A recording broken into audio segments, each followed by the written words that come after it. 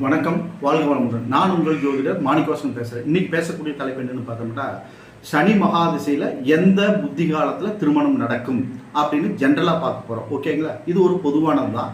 ஓகேங்களா? இப்போ பார்த்தோம்னா திருமண வயசு வீட்டில் இருக்கிற பசங்க இருக்கிறாங்க அப்படின்ட்டாவே நம்ம என்ன பண்ணுவோம், குருபலன் வந்துருச்சா அப்படின்னு பார்ப்போம். குரு சந்திரன் ராசிக்கு 2, 5, 7, 9, 11 இந்த ஸ்தானங்களில் கோச்சார குரு வரும் காலம் திருமணத்துக்கு குருபலன் இருக்குன்னு நம்ம பார்க்க ஆரம்பிப்போம். ஓகேங்களா? அந்த டைமில் நம்மளுக்கு சனி மகாதசை நடக்குது. அந்த வரனுக்கு சனி மகாதசை நடக்குது.